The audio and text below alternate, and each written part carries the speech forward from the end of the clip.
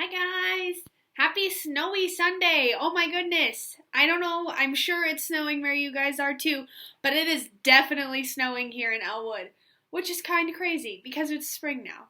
So, silly weather. I guess it's just part of the craziness that's going on right now. I don't know. Crazy. But we are going to read the next two chapters of Junie B. Jones is Captain Field Day. We are going to read chapters 5 and 6 today. Chapter 5 is called Event Number 1. Remember, they are getting ready for field day. The captain of the other class is a girl that Junie B. Jones does not like very much. Her name is Thelma. We read the one where Junie B. Jones broke up with her boyfriend, Ricardo, because he was chasing that girl, Thelma, and that is why Junie B. does not like her. But that is not part of this book. This book, they already don't like each other, and Junie B. Jones is getting ready to start field day, which is pretty exciting. So chapter 5 again was event number 1. Chapter 6 is called Losing. So I think we know what direction this is going to go in. Chapter 5 is event number 1. Captain Field Day to the rescue! Captain Field Day to the rescue! I shouted my loudest. Then I zoomed and zoomed all over the place. My cape flied in the air behind me. Those things are marvelous, I tell you. I ran in and out of all the children. Then all of a sudden, Mrs. grabbed the back of my cape, and she held it very tight. I looked back at that woman. Yeah, only here's the problem. I can't fly to the rescue when my cape is crumpled, I said. Junie B., please, said Mrs. You need to settle down. No one needs rescuing. I blew the whistle so we can start the first race.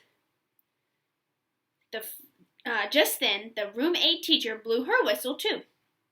The first event between Room 8 and Room 9 is going to be a team relay race, she said. Since both of our classes have 18 children today, everyone will get to run. After that, Mrs. made a line in the grass where the race would start. Then she told us the rules. Each team will line up behind this white line, she said. The first person in the line will run down to the fence, come back, and tag the next runner.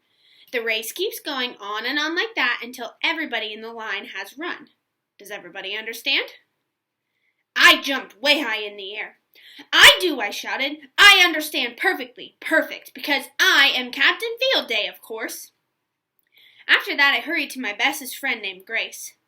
You go first, Grace, I said. You are the fastest runner in kindergarten, and so you have to be in front of the line.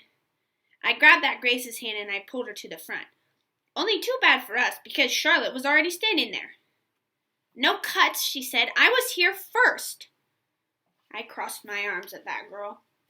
Yes, I know that, Charlotte, I said, but I am Captain Field Day, and Captain Field Day says that Speedy Grace needs to go first, so move it, Missy. Charlotte stamped her angry foot.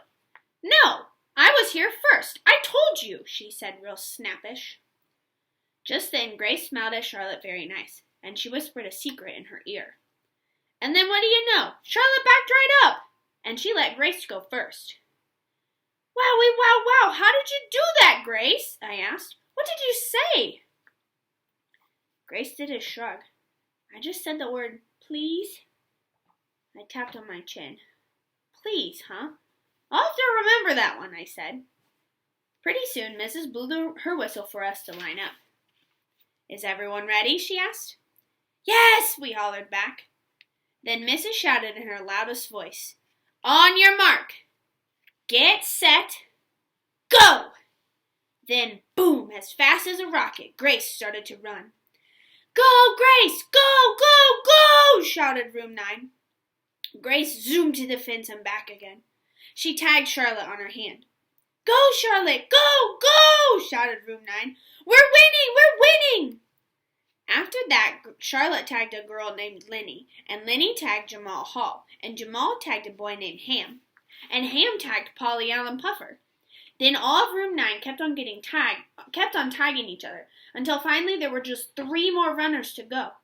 Their names were Ricardo, Junie B. Jones, and Crybaby William. Ricardo made noises like a race car. Vroom, vroom, vroom. said. Then all of a sudden he got tagged and he took off running. Me and William watched him go. Ricardo runs fast for a boy in cowboy boots, I said, kind of proud. Crybaby William pulled on my cape real urgent. He quick whispered a secret in my ear. I'm not good at this, Junie B, he said, very nervous. I'm not a fast runner. I patted his slow-poke little head. Don't worry, William. I am Captain Field Day, remember? I will save the day, I said. I will run so fast you will be able to walk, probably. Just then Ricardo came running back. Here I go, William. Here I go, saving the day. Watch me, I shouted. Ricardo tagged my hand. I took off fast as a rabbit. Then I kept on getting faster and faster and faster. I turned around at the fence and started running back. Only all of a sudden, a very terrible thing happened. And it's called, oh no, my shoe fell right off my foot! There's the picture. Junie B's shoe flying through the air, falling right off her foot. Uh-oh.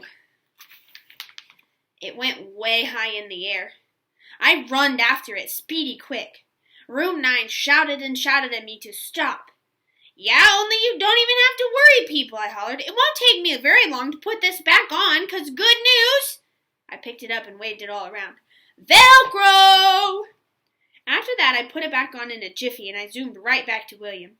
I tapped him on his hand. Only that boy just kept on standing there. Go, William! Go! Go! I shouted. But William shook his head no, and he pointed at room 8. They were jumping up and down and dancing all around. 'Cause guess what? They already won the race.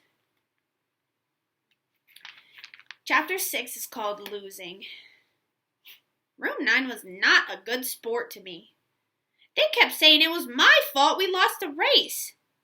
I stamped my foot at those people.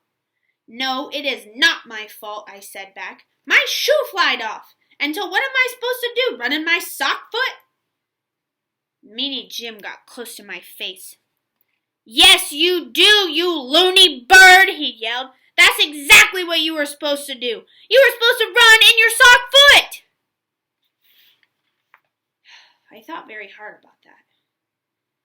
Well, what do you know, I said kind of quiet. Looks like Captain Field Day has learned a little something here. Ugh, room 9 did a groan. I backed away from them real careful, or else they might tackle me possibly. I backed all the way to Mrs. They're mad at me, I said. They're mad because I lost the race. Mrs. ruffled my hair. It's not your fault, Junie B, she said. Your shoe came off by accident. And besides, Field Day is not about who wins or loses. Field Day is about having fun. I hanged my head down. Yeah, only what's so fun about losing? That's what I would like to know, I said. Just then, Mrs. made an announcement. Boys and girls, I don't want to hear one more word about winners and losers, okay? Field Day is a day to run around in the fresh air and enjoy the sunshine. We came out here to have fun and get some exercise, and we're not going to care one little bit about who wins or who loses. As soon as Mrs. walked away, new Thelma skipped up to me. Room 8 is winning, she said real squealy. Room 8 is beating Room 9 1-0. I made a face at her. Yeah, only didn't you hear my teacher, Thelma? I said, Room 9 doesn't even care who wins or loses. Room 9 just came out here to run in the air. So ha ha on you. Yeah, said Ricardo. Yeah, said Jamal Hall. Yeah, said Lenny. Then all those people gave me a high five, 'cause I made a good point, apparently. Pretty soon the Room 8 teacher blew her whistle again. The next event will be the softball throw, she said. Unlike the relay race, this contest is not going to be a team event. The softball throw is for anyone who wants to join in. If you'd like to see how far you can throw the ball, please form a line behind me. Polly Allen Puffer was the first one in line. I'm a good thrower, he said. I'm probably the best thrower in Room 9, in fact. Lenny lined up next. I'm a good thrower too, she said. Me too, said Jamal Hall. Just then, Crybaby William pulled on my cape. Because he wanted to whisper again, that's why. I'm not good at this event either, he said real quiet. I don't have to do it right, Captain. I don't have to throw the ball. I put my arm around his shoulder. And there's Junie B. and William.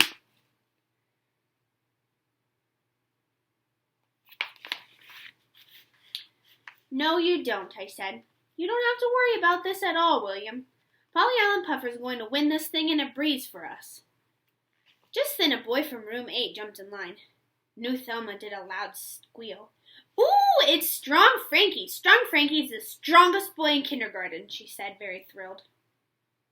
All of us looked at him. Strong Frankie made his big arm muscle. It was largish and roundish. New Thelma cheered and cheered. Go Strong Frankie! Go Strong Frankie! Go Strong Frankie! She hollered. I tapped on her shoulder. You are getting on my nerves, madam, I said. New Thelma giggled in my face. That girl's a nitwit, I tell you. Just then, Mrs. clapped her hands together. Okay, everyone, we're ready to begin. The first person to throw the softball will be Polly Allen Puffer from room 9. We only have time to give everyone one try, so do your best, okay? Polly Allen Puffer did a big grin. I only need one try, he said. I've been throwing softballs my whole life. After that, he picked up the ball from the ground, and he whined it up with all his might. Then, bam! He threw the ball as hard as he could. Only, too bad for room 9, because he didn't actually aim that good, and the ball went straight down into the playground. It made a round hole in the dirt. Room 9 stared and stared at that thing. Bummer, I said. Bummer, said Meanie Jim. Bummer, said Charlotte. Polly Allen Puffer jumped up and down real upset. I need another try! I need another try! Please, teacher, please, please, he said. But Mrs. gave him a pat on the back and she moved him out of line. I walked over to my bestest friend named Grace. He blew it, I said, very disappointed.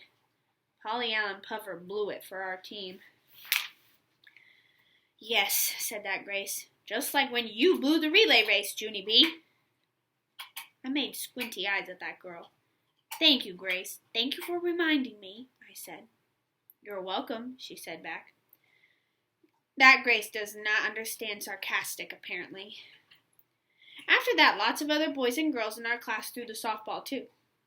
Roger threw the farthest in room 9. The ball went all the way to the fence. Room 9 shouted his name real thrilled.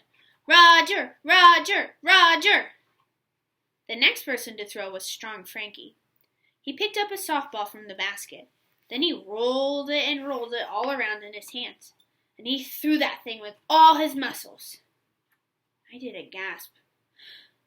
'Cause the ball flied all the way over the fence and we never even saw it again. Room 8 screamed and shouted and skipped and danced. Also they hopped and jumped and twirled. Room 9 slumped our shoulders very depressed. 'Cause guess why? Losing does not feel joyful. And that was the end of chapter 6 of Junie B. Jones is Captain Field Day. Don't forget to do something now that we are finished with those chapters, so make sure you go and talk to your family about what happened, go back to your favorite part in the video and have me read it to you again, or maybe you have this book at home and you could go and reread the chapters for yourself. So, I will see you guys again. I'm going to do another video in a little bit, I think, and I will catch you later. Have a good evening!